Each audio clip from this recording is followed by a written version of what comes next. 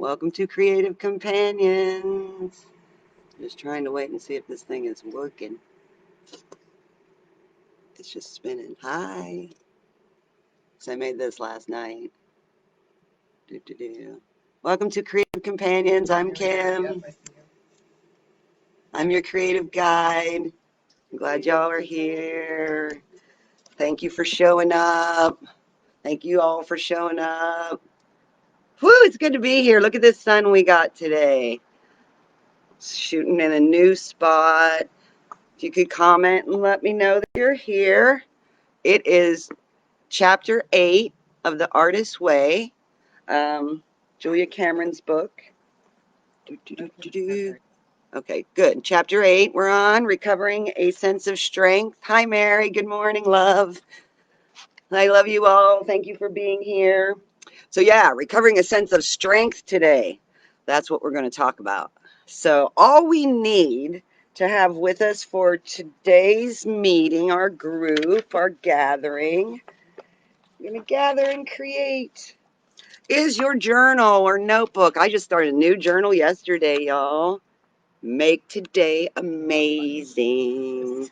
I like these spiral bound ones myself, and I watch for them to be really cheap at like the dollar store for like $2 or $1 or something. Yeah. So I stock up and have one standing by for sure when I'm getting close to the end. So this one's been my standby, and I got this started. So make today amazing, everybody. Hi, Nancy. Um, so yeah, we need our journal. Some colorful pens or markers. Bonnie, could you throw me like 3 random colors? Your favorite pen is nice, and then maybe some other colors. And that's all you need for today. Okay. We might as well just start breathing in case we forgot to. So gather your things, get your coffee, get in your comfy spot where you feel good and chill. I'm going to start right in with meditation here in just a moment. I appreciate all of you. I hope everybody had a good week. Thank you for taking this time for yourself. Thank me for taking this time for myself. Yeah. Sometimes it's hard to slip that time in for yourself. Like, I get it. Yeah. So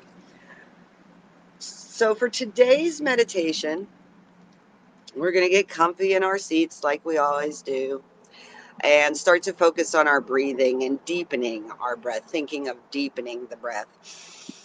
This is going to be an eyes open meditation today. It's like last week when we meditated, we became aware of our peripheral vision. I think that was last week or 2 weeks ago, where we stared at the object with our eyes open. And then we became aware of our peripheral vision. This is kind of that same thing. It's a going within, but also a heightened awareness, a listening meditation as well. So we're listening to the voice in our head today. So that's going to be fun, I think. So this is also going to be a writing meditation. As you know, one of the basic tools of the Artist's Way is the morning pages, and we've been talking about the morning pages and working with the morning pages, and you may or may not have tried them. So this is a little experiment in what the morning pages may look like and how it acts as a meditation. So remembering to always first relax and breathe. Really, before anything, you're going to be more effective doing that thing if you first take a few deep breaths and just be right here, right now with yourself. Feel your feet, just ground a little bit. This chapter is about recovering a sense of strength. So we're learning to tap into that strong part of ourselves. So for today's meditation, we're going to start our writing with the sentence, treating myself as a precious object makes me strong. We're going to write that 3 times, and I'm going to say it 3 times now. treating myself, I'm going to write it while I say it, treating myself as a precious, don't worry if you spell stuff wrong, precious object makes me strong. Write it again. Take some deep breaths. Treating, you don't have to go fast, write at your pace. So 3 times we write treating myself as a precious object makes me strong. Then just flow with the next thought. Keep your hand moving across the page for the next few moments, few pages, until I tell you to stop. Just breathe and write down the next thought. If you get stuck, write it again. Treating myself as a precious object makes me strong. How does it feel? Maybe you'll write about that. Treating myself as a precious object makes me strong. Breathe and go.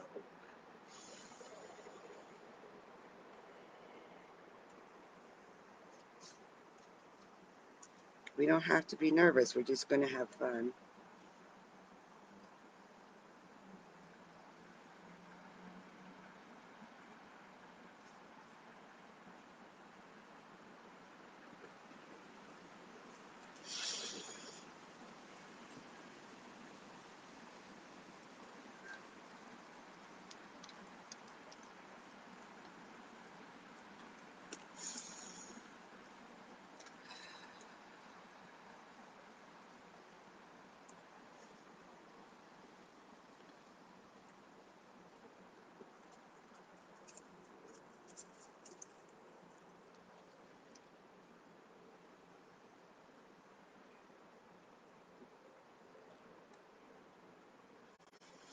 If the censor rears its ugly head, you can write what it said.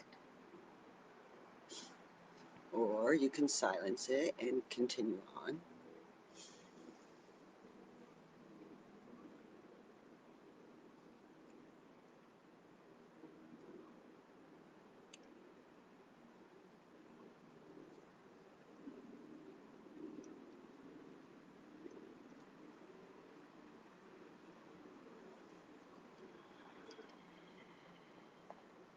Forget to breathe.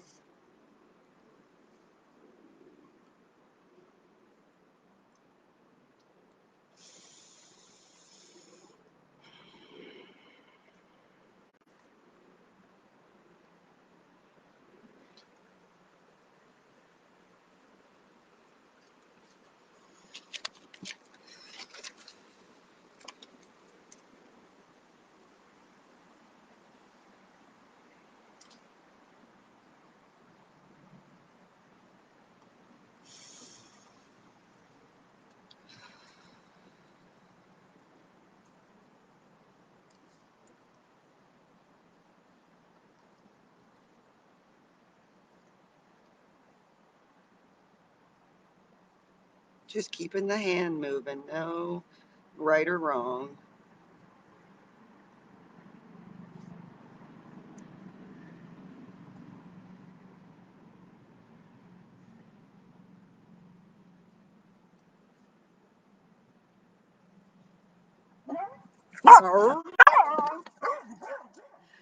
Remember when you're meditating, the sounds around you just help you to relax more. They're not an irritant. You just keep breathing and talking to yourself, your beautiful self. Just talk to your beautiful self. See? Ha!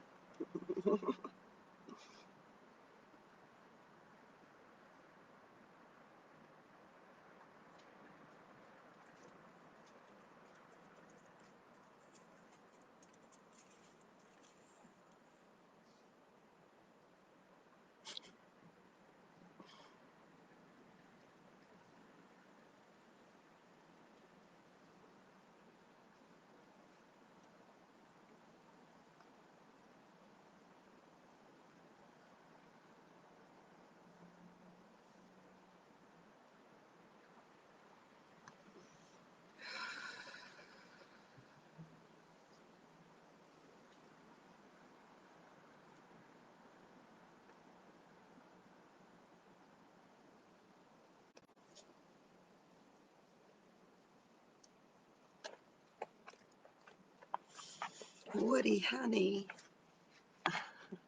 move just a little. You can lay on that other piece.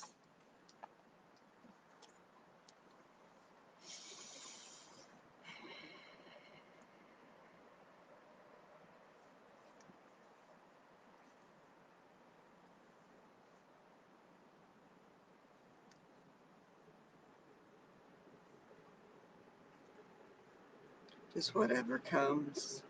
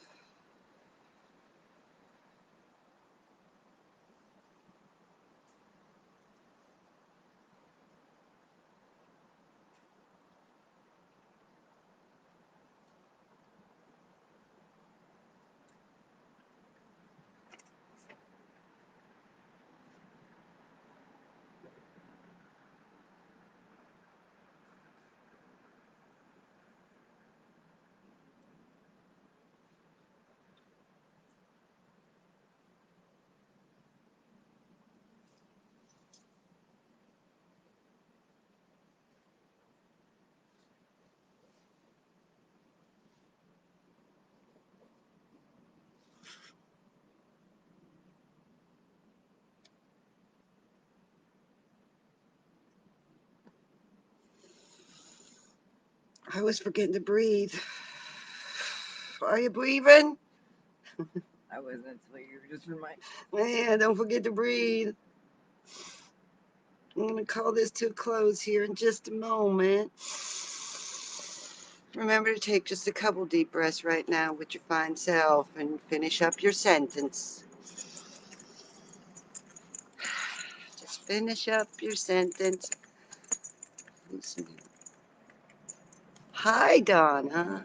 We have another Donna. All right, so welcome back to your now. Here now. So I wonder how that went for you. How did that feel? Treating myself as a precious object makes me strong. Your journal's only for you. I would not ask you to read that. However, I myself have been journaling for a really long time. And so I'm going to read you what I wrote. And I hadn't journaled this morning, and usually I do it upon waking, and I didn't get to distractions, getting ready for this and that, and all's well.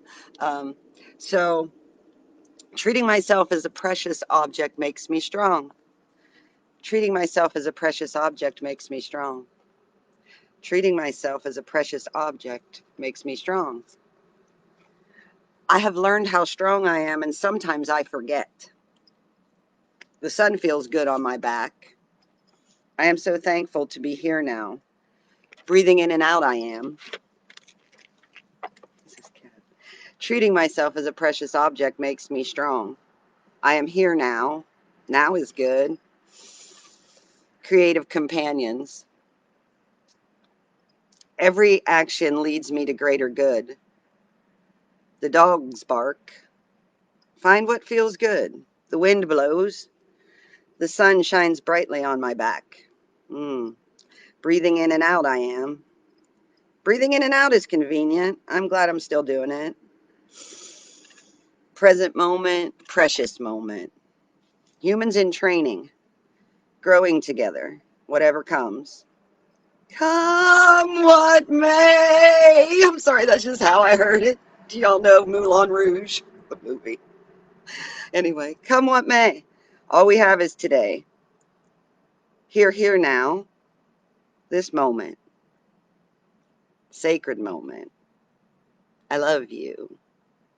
blessed be. And I write blessed be with 2 E's, and then I draw this little bumblebee thing. See that? Because it just tickles me. So, see my little, I just make some lines and make them in the shape of a bee. Donna, did you see my cute little bee at the bottom? So, yeah. So, you just never know. I didn't know that was going to come out, and it sure felt good. I like the sentence humans in training growing together. Whatever comes, come what may. All we have is today. And really, present moment's the only moment. All we have is now. So, for this now, for the rest of today's meeting, gathering, you can use your colored markers. Choose a blank sheet of paper now. It can just be from your journal here, and this is just doodling. So as I talk, just get your doodle on. We also, I don't know if any of you have other people in your presence with you, in the room with you, but if you do, Doodle Pass is fun. If you and the members of your group want to participate in Doodle Pass, and I'll explain what that is. Doodle Pass is you at home will set your timer for what do we got left? Yeah, for 20 minutes. So 20 minutes doodle with just whatever you want, just doodle on the page. And then when the timer goes off, you pass your page and your tools. Keep your tools. Pass your page to the person to your left. And then every 20 minutes when the timer goes off, pass to the left. And with the intent of you get your own original back. So you get back the one you started. And yeah, so you can choose with the people with you to pass or not. Here with us today, I don't want to pass because that's too hard for me and to be able to teach. But at home, and if you don't have a group with you, sometime when you do, it's a really interesting thing to do. And see what that does to your sensor, because you realize that you're going to be writing on someone else's art, and how does that feel, and it brings up a lot of stuff, and it comes out really cool, and it's really cool to lay them all out together at the end. So but most of us are probably alone with our device, so just doodle, just let yourself doodle whatever that is, but stay on this same page. Use as many colors as you want to. Maybe you'll hear some sentences that I say that you want to write down. However you do. And don't forget to breathe. Excuse me. So, weekly check-in is next. Let me get to the right page here. So this week, just let me know in the comments, did you write in your journal? We're on week 8. Have you tried that yet? And maybe a sentence or two about how that's been for you. How's that felt to you? That's a good question. I wrote my journal every day, as is my practice, and started a new journal. The other thing is an artist date. That's our other basic tool that we use every week. And an artist date is a block of time you spend with just you and your artist self doing something fun, childlike even. I played my guitar, or not my guitar, my banjo, and really dedicated, like an hour sitting by the fire alone to do that. And I really had hesitated to play my banjo outside where people could hear me. I'd been practicing inside. So yeah, it was fun. And I learned a new little lick. So I learned something on my artist date. So hopefully you've experimented with that. If not, I encourage you to do so. If you're not sure what an artist date is, you can check it out in The Artist Way and read the beginning chapters about that. Oh, good. Oh, good. So someone has been writing daily and wrote an entry for a blog she wants to start. That's a great place to get you started. So what a useful way to use your journal, and don't put too much pressure on yourself. Just let it flow. And then as you let it flow, you're going to go, ooh, that's a good one for the blog. So just get your flow on. And then reading the chapter. Did anybody here read the chapter? No, but I went on the artist date. Okay. What was your artist date this week? I went to Silver Springs Park, and Okay. I brought my camera, and I brought the guitar. So Bonnie, I don't know if you can hear, but she's saying she went to the park and she brought her camera and her guitar. I put it out on the lawn, and I played for an hour. Okay, and she sat out in the lawn and played for an hour. So you took yourself outside of your comfort zone to play with your toy, just like I did. I mean, mine was simply by the fire, which you came over, and I didn't stop doing what I was doing because you Yeah, were that was a there. nice gesture. Yeah, so heck yeah, yeah, and that's it too. Like, getting yourself out of your comfort zone a little bit and just doing something different, and it just awakens things. Well, And it's funny. I was thinking about it. Told you a couple times. People asked me if I was going to play for them when you brought ah, the instrument, and I got really clammed up, and I uh-huh. said no and said I'm new, and I decided that next time I'm going to say I'm new, and you might not know what I'm playing, but I will play you something, and start challenging myself Uh, that way, and mhm. not mocking people all the time. Oh, that's difficult. I feel that because when I first started taking, even still sometimes taking my art out in the world, you know. Um, yeah, so good. All right, so chapter 8, recovering a sense of strength. That sounds good, right? Finding out how strong we really are. If you're a human, you've been challenged and you've had chances and opportunities to find out how strong you really are. And like I said in my journal entry, remember, you know. So one of the most difficult tasks as artists, and I crossed out artists and said humans, one of the most difficult tasks humans must face is a primal one: survival, artistic survival, soul survival. All artists must learn the art of surviving loss of hope, loss of faith, loss of money, loss of self belief, loss of confidence, loss of health, yeah. But in addition to our many gains, we will inevitably suffer losses in our life, in our career, traumas, you know. I thought if I meditated enough, if I did all these things enough, that one day everything would turn all pink and I'd be on this cloud floating around here on this planet. And that ain't how it works.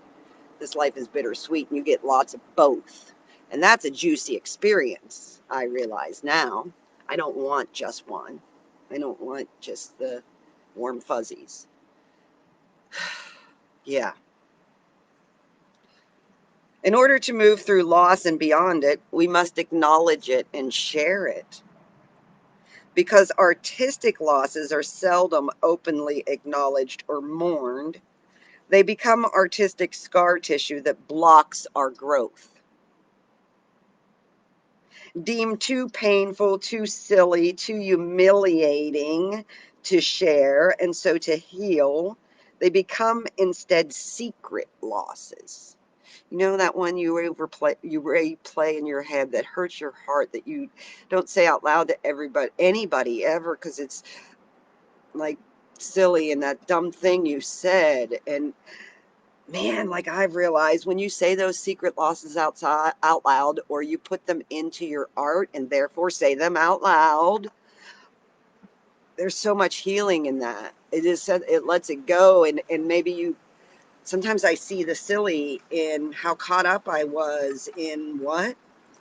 Oh, I was so upset over that thing, or I let that thing that person said to me play over and over and I held on to it. I held on to that negative thing that someone said about me. So just last night, I had this happen. I did this painting while these two musicians made beautiful music for a socially distanced couple of us, and it was beautiful. And this is what I painted in that like short time, like an hour, right? And I couldn't hardly see. I had a little light clamped on here. And then at the end, when they were done playing, I ran off into my gallery space with this to do some finishing touches in the brighter light. And from there, I could hear people talking, and I could hear people complimenting these two musicians and saying wonderful things to them. And I listened to them both deflect those compliments. I wasn't my best tonight. I messed up that one song, whatever. And I had the thought, oh, we need to stop doing this to ourselves. We need to openly receive the positive things that people say to us and keep those, right? So then these two same musicians walked into my booth and looked upon what I had created and started saying wonderful things to me. And I heard myself start to say, I don't feel like my mojo's. And I stopped myself and they were like, what the heck? And I explained to them how we do that. We deflect. And they said, you're absolutely right. You are absolutely right. So I look at this morning. I'm really happy about this painting. Like, I love these two dudes. And they made beautiful music. And I loved the whole experience last night. And I love that in a short period, like a short period of time in the dark, bam, slam a llama. I did that. In the dark. You know? And how dare I say it's not my best work ever, because that's a judging sentence, and I am judging the work as soon as someone looked at it. I know better. Come on now. So, like I said, yeah, we have to remind ourselves these things, and we have to be alert to flags and mourn our losses, to be okay, like when something hurts, to say it hurt, at least to ourselves, and allow ourselves to cry over it even, and then find that one believing mirror, that one trusted friend, or maybe you are lucky enough to have many, and I am at this point in my life. Thank you all for being here for me as believing mirrors and support and love, that I can go to and say, oh my God, like, I did the thing and I said the thing and it feels so yucky, and like, ugh. And they just go, yeah, I love you. Yeah. And then I instantly feel better. And sometimes, like with Vern, like he's my believing mirror. He's a really good one, like, because that man believes in me, man. And I'll say, I'm thinking this and I'm feeling that, and minga, minga, minga, and I'm crying and a mimic, and I think it's ridiculous. Is it ridiculous? Am I being ridiculous? And he'll say, yes, baby, you're being ridiculous. That's ridiculous. Your friends love you. They don't think anything about what you said there. You're the only one hold whatever it is, you know? So we learn to be real careful with ourselves. The unmourned disappointment becomes a barrier that separates us from our future dreams. Disappointment sucks, y'all. I don't like how disappointment feels in my body, you know, and disappointment comes from having expectations, which I try not to do, but it's in, we feel disappointment just like we feel jealousy. We're human beings. These are things we feel. And disappointment sucks. And you should be able to have someone, at least yourself in your life, your journal, that you can go, damn it, and let your little baby cry once in a while, right? Um, so yeah, when we let it out and we mourn our losses, then we can move forward into our future dreams and goals and let new things blossom and grow. Imagination is more important than knowledge, Albert Einstein says. Use your imagination in ways that serve you well. This was a good sentence that worked well for me, as well as find what feels good, Kimmy. And then ask yourself, is that thought you're thinking right now serving you well? And when you get good at watching your thoughts that closely, you also watch the words that come out your mouth. Is that word coming out my mouth serving you well, serving me well? I just got a new book. It's not new to me, but I'm so excited. The Hidden Language Code, all about how we use our language. And I'll share more about that. Here's a good quote from Eric Fromm. I shall become a master in this art only after a great deal of practice. And for me, I'm going to say I shall become a master at this art of listening only after a great deal of practice. Yes. So that's some, oh man, that sun feels good. So taking a new step, uttering a new word is what people fear most, says Fyodor Dostoevsky. I hope I did you well there. What'd she say? He say, taking a new step, uttering a new word is what we fear most. And that's why we do things to get us out of our box. Our fears are like dragons guarding our most precious treasures. Set your dragons free. Claudia Black says, surround yourself with people who respect and treat you well. Right? That feels good.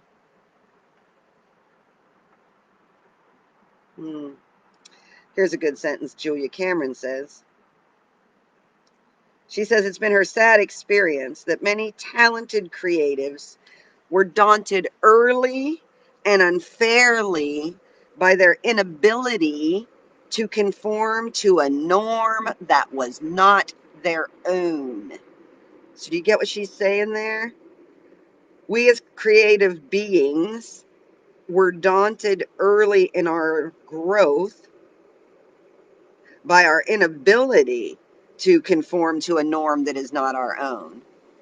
I say conforming to a norm that is not our own is something, no, don't do that. We're talking about shining our own self. You know, some of them call it defiance disorder when we want to dance to the beat of our own drum. You know, but what if the norm that's set up around us in the social structure that we live in doesn't sit well with us? It's not our own. So we're recovering a sense of hope and courage to create what is our own. And in order to do that, we got to acknowledge and mourn the scars that are blocking us. This process may seem both painstaking and silly, but it's necessary rite of passage. Just as a teenager must gain autonomy from an overbearing parent, so too an artist must gain autonomy from malignant artistic mentors and messages. And autonomy is that voice of your own. To be able to be immersed in life and relationship with others and stand in your own self. That's autonomy. So that's what we're trying to find, our own small voice. Then here's a quote by Diane Marie Child. She says, trust that still small voice that says, oh, this might work, and I'll try it. I'll do it. I say take out try and put in do. This might work, and I'll do it. I'll move towards it at least. So an artist's life will have its injuries. Life will have its injuries. Life will have its disappointment. Life will have its losses. The trick is to survive them, to learn how to heal, to learn how to let yourself heal. And guess what? If you're here right now in this moment with me, and you are, if you're hearing my voice, you got a 100% accurate check record in surviving the moment. And that's all you ever have to survive. You have survived every single thing that ever came across your consciousness, into your world, everything that ever challenged you and knocked you flat on your fucking back. Sorry, you survived it. You can bleep me out. You did. You survived it. And here you are. And that thing can't hurt you anymore. And you learned how strong you are. And each time you go through something, you learn you're even stronger than you knew. And that can help you put that fear quiet and go through things with grace now. You know, and I said to my niece recently, the only way to get to that place is to keep breathing, keep moving forward, and get older. You know, perhaps we get more graceful and peaceful and kind and all those beautiful things with age. That's just how humans do. Yeah. So, and then we learn to reframe things.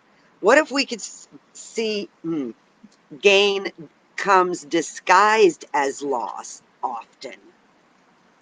Every loss, what if every loss could be viewed as a potential gain? It's all in the framing. We know that every end is a beginning. This is all a big circle. We're stuck in a loop. Endings are beginnings. There's angst before the change always. Change is necessary to get to our greater good. We know that. So we know the best is yet to come, right? This all gets kind of tricky.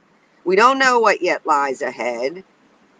We're stuck in thinking about how much this all hurts right now and maybe expecting more of the same. But can we kick ourselves out of it and go, how can this loss serve me? There's that word again. How can this experience serve me in the bigger picture? Where does this point me and my work? The key to doing that is to know and to trust and to act as if a silver lining really does exist. if you're only willing to look at it differently or walk through a different door, one that you may have not seen before, one that you may have held at bay before. Um, maybe it's just a matter of changing your perspective. An interesting experiment is to look back on like those big losses. Can I find a way to be grateful for that? Can I find a way to be grateful for the fact that I lost my home in the woods all those years ago? Man, I was so mad and tripped up about that one. I don't feel that in my body at all anymore. I have no emotions about it. Can I be grateful? I'm grateful that I had that home in the woods where I learned so much, where I had so much quiet. And I'm grateful that I got taken away from there, because if I hadn't, I wouldn't be here talking to y'all, sharing what I learned there. It was part of my journey. And there were some really hard things about letting that go. Yeah. So those are things to practice in your journal. That's one way you can use your journal and talk to yourself about those experiences, those ones that really, whew, got your heartstrings, knocked you flat on your back, wind out of your sails. It's okay to talk to yourself about them. They can't hurt you anymore. You can breathe right through it and realize the now. Name the things in the now that you're thankful for. They're always there. So in order to catch the ball, you got to want to catch the ball. Stop complaining about the lousy curves that you've gotten thrown, and stretch and reach for what you really want. Boy, that's good advice. That's from John Cassavetes, I guess. Here's what he says again. Stop complaining about the lousy curves you get thrown, and stretch. Reach for what you really want. Bend and stretch and reach for the stars, they said on Romper Room. Yeah. Julia says, finally, after one loss too many, I began to look for the other door. I began to search for the other door, the one I had refused to walk through before, the one that seemed so difficult. I'm going that way. And for me, that speaks to my depressed self. When I finally got so sick and tired of lying in my bed crying, writing in my journal, poor little me, poor sad, sad, sad little me, poor sad little me. I got real just sick and tired of all of that. I had to go through a different door, and I just started writing, I'm happy, I'm happy, I'm happy, I'm happy, I'm happy, I'm happy, I'm happy, I'm happy, I'm happy. And when I walk away from this journal, I'm going to smile at my children today because I'm so happy. And guess what? It works. We can retrain our brains, man. It's what a fun experiment. And what if we're just here on this journey to learn stuff and enjoy ourselves, and when something comes across our consciousness that challenges us, it's leveling up, y'all. Look at it that way. It's an opportunity. I'm leveling up. It's going to hurt. It hurts right now. I'm going to get through it, better for it. So here's what I have underlined next that Julia says. I learned when hit by loss to ask the right question. Ask what next? What next? Instead of why me? Because there's really no answer for why me. This is just your trip, man. The things that show up are for you. What if they're for your highest good? I have come to believe that whatever shows up on my journey is for my highest possible good, because this is my training ground. This is my training camp where I'm training me to be the best me I can be. So I'm going to get the tests necessary to make me stronger. And so when the things happen that I go, holy crap, that hurts. Why is this happening on my journey? Wait a minute. Ask what next? What next? It's like compost. What do you do with the compost? Well, you bury it and you plant a damn seed in it and you let it grow. Let it grow. Yeah. What is necessary next if I want to move ahead? If I take no as the final answer, there's nothing next. You're just stuck right here. Even that can't last forever. At some point, you're going to take an action in your best interest. That's a question to ask yourself. What is one thing I can do right now in this moment, the only moment that I have, to help myself feel a little better? Take a drink of coffee, of water. Take a breath. Call that best friend. Hi, sit in the sun right next to you. But there is always, and I have learned that, there is always one action that you can take in your best interest just to elevate yourself a little bit. My therapist used to say, try half smiling, even when you don't feel like it. Turn the corners of your mouth up. I'm trying. And eventually, try doing it in the mirror. You'll eventually laugh at yourself. Do it driving. Like the voice in my head would get activated when I was driving a lot because I was by myself a lot and I'm driving and then I'm crying. And now I'm in no condition to be driving. I'm crying going down the highway, you know? So then I remember, oh, my counselor said, tap on the steering wheel. Tapping helps. Or there, little one. There. Turn the corners of my mouth up. You know, like that, the crazy lady, tears streaming down. Smiling from ear to ear. Tapping herself on the head. Driving down the highway. But I caught hold of myself. You find yourself giggling, laughing at yourself a little. Lightening up goes a long way. Don't take ourselves so damn seriously. The wind blew my page. I gotta find where I was. Yeah, so ask yourself, how can I help myself instead of why did this happen to me? Also, Neville Johnson, when something happens to us, he wrote the Hidden Language Code that I'm so excited to look at again. But one thing I remember from that writing is his talk about blame. When something happens to us, something happens in our life that hurt us, we look for someone to blame. And if we can't find anyone to blame, then we'll blame ourselves. Right? You feel me? Okay. Here's what Neville says about blame. Creating blame causes only delay in finding a solution, right?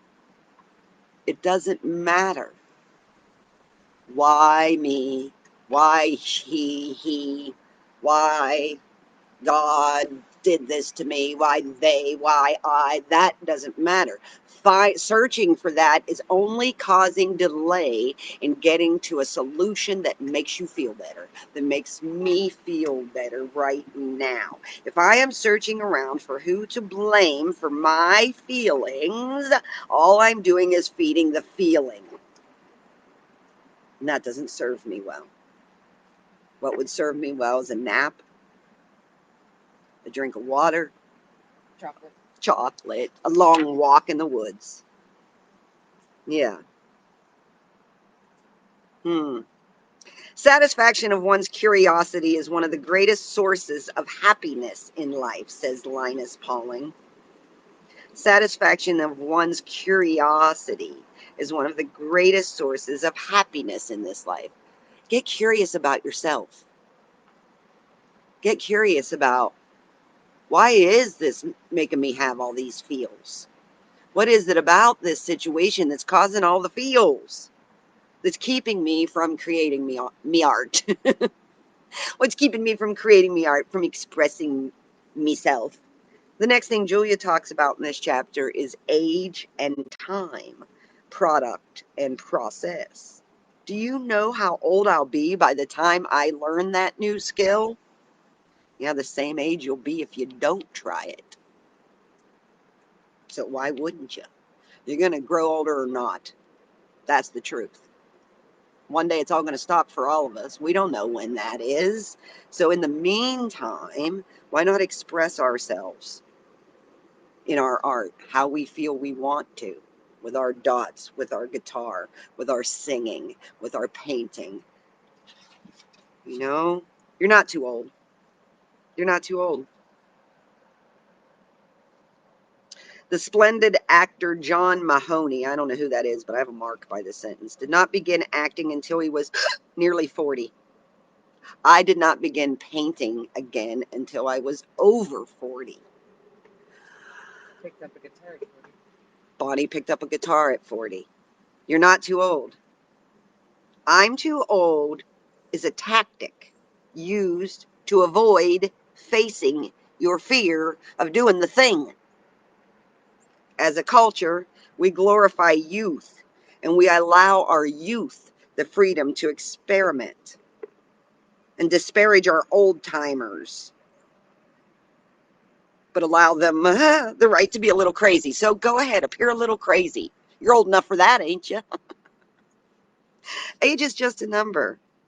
So many Block creatives tell themselves they're both too old and too young to allow themselves to pursue their dreams. I'm too young. I haven't figured that out yet. I don't have all the answers, so I can't do the thing. Well, guess what, honey? You're never going to have all the answers. I don't care how old you get.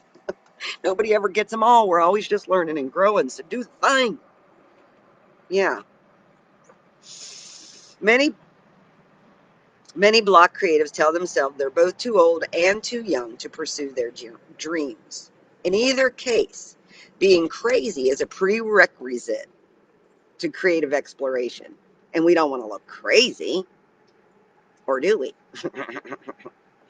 And again, that looking crazy is just by somebody else's definition.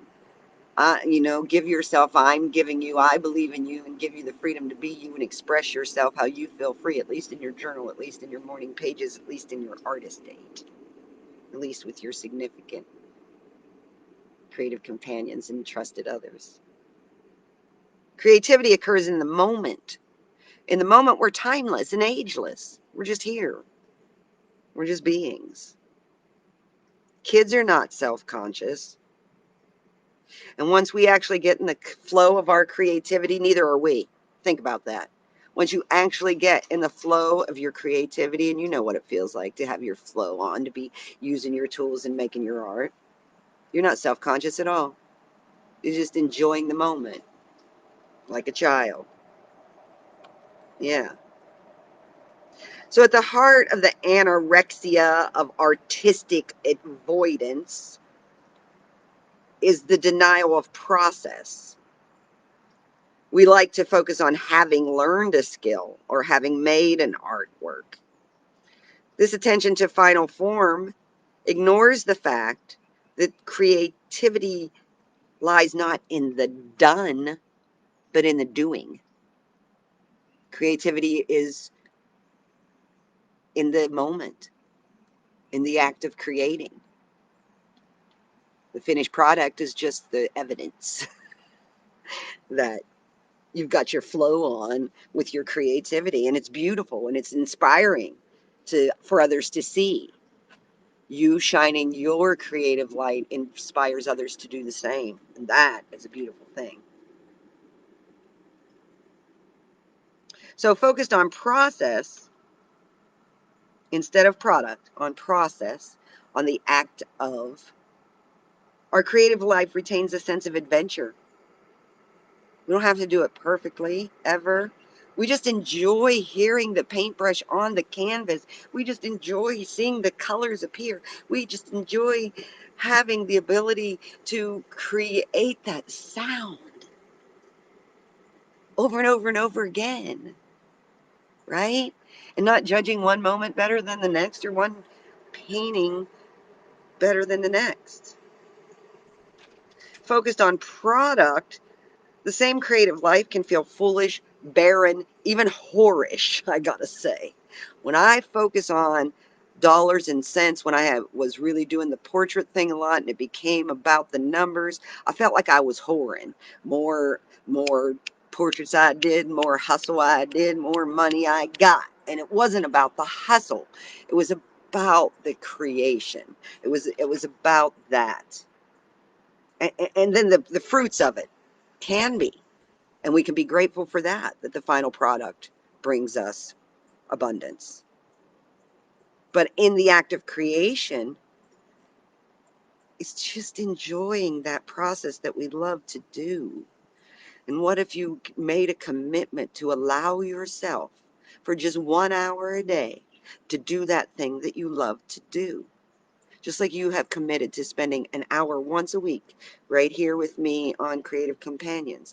And bravo for doing that. See? And it's not hard and it's fun and I enjoy it and you enjoy it. So what if you next could make a commitment to yourself to do that creative thing, to practice that creative thing, to play every day, every day. And don't beat yourself up when you miss a day. We're being flexible here. So ask yourself if you can acquire the humility to start something despite your censor or your ego's reservations.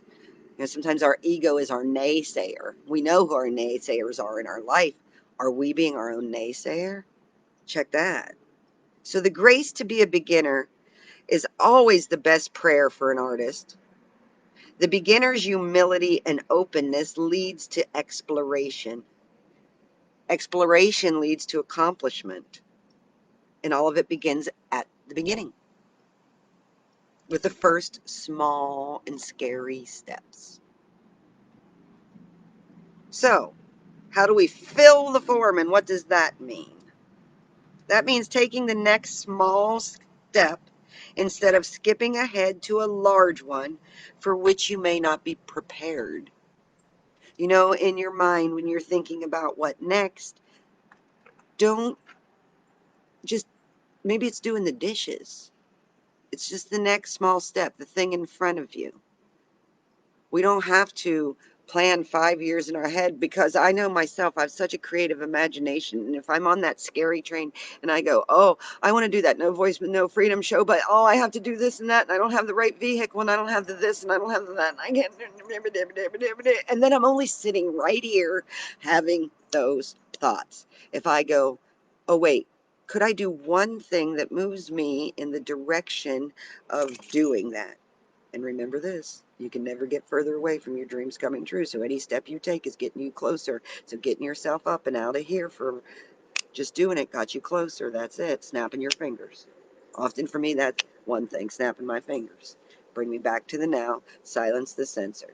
What's one thing I can do to move myself towards no voice, no freedom? I can say out loud, I am thankful that in my future one day, I'm going to be having this traveling show called No Voice, No Freedom, and I hope you all come. There. It's going to be so fun. So do that thing. Yeah.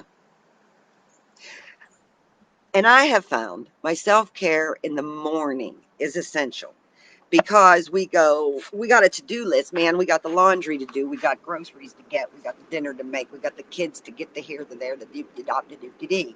If we get started on that to-do list, we may lose ourselves and lose the entire day. Thus, morning pages, for me, especially when my kids were at home and I was homeschooling, get my paint on first thing and just allow myself to do that. It serves you. It goes a long, long way in carrying you through the rest of your day, guilt-free, less anxious. You know, if you're doing your tasks with that thought, I just want to be painting, then you're irritable. Maybe you're snapping at the people around you. What if you could just take that time for yourself, even if you have to set your alarm and get up an hour earlier? I say, try it for a week and see how much better you feel. I'm so fidgety. Blocked creative likes to think they're changing their whole life in one fail swoop. We like to think we have to have all the answers today. That's never true. By setting the jumps too high, making the price tag too great, the creative recovering artist sets defeat in motion. That's one way we sabotage ourselves. We don't have a crystal ball. We don't know. We can only see as far as the headlights can see into the darkness. You know, we get pointers, we get clues, and we're learning to follow them. Fantasizing about that dream life we want, we forget to live at all, right? So, I say fantasizing about your dream life is a good idea in your journals once in a while, and then that helps put it aside, and then be thankful for the life that you have right now, and ask yourself, what can I do to move me in that direction, and do that creative thing. Our use of age as a block to creative work interlocks with our toxic finished product thinking. We think we have to know everything. We think we have to, maybe we think we have to be able to see the painting in full before we can even start on it. That's not how I roll. I stare at the canvas till I know what color to use first. I mean, and just, I enjoy doing the thing. I don't have to know. Yeah. So yeah, start new stuff. Try new things. Fill the form means we work with what we have rather than complaining about what we don't have, just like we work with cardboard as a canvas. Everybody has cardboard. We can paint with paper towels. We don't even need brushes. We can paint with our nose. We can paint with our fingers. So what I'm saying is art begets more art. Work begets more work. Small actions lead to large movements in our creative life. Take one small daily action instead of indulging in the big questions. When we allow ourselves to wallow in the big questions, we fail to see the small answers. So, what we're talking about here is a concept of change grounded in respect for where we are, who we are, as well as where we wish to go. So, we fill our form with creative care. We take care of ourselves creatively, kindly, with care until that overflows into a larger form that we share. Look at me glowing. And that's how it works. We just overflow. So the poet Theodore Rothke phrases it, we learn by going where we have to go. We learn where we have to go by going there. We learn by going where we have to go. To the nowhere. Now here. Write it down. Now here. Nowhere. Same word. We're all the time. Nowhere. Now here. I love it. So we found that when we fill the form, we don't need to make large changes. Large changes occur in tiny increments, like sand filling up a hourglass sand timer thingy. Large changes occur in tiny increments. Just take tiny baby steps with yourselves. hmm And feed yourself affirmations. Treating myself as a precious object makes me strong.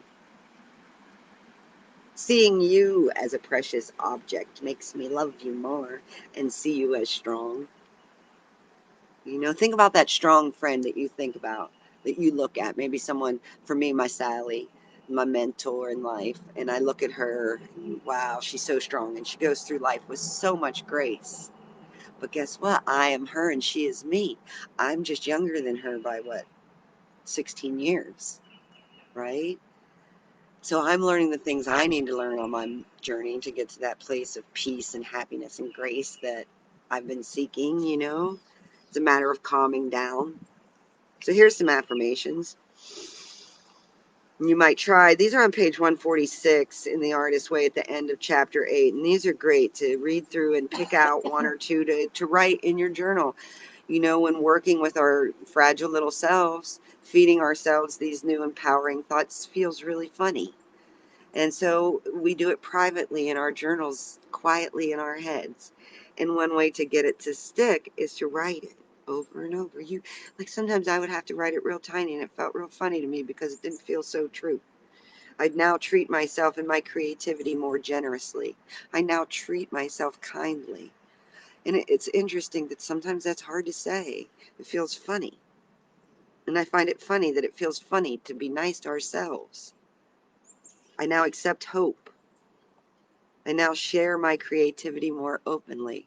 And I'm here to tell you that it feels so good. So thankful. I now accept this creative recovery. I now allow myself to heal. There's a good one.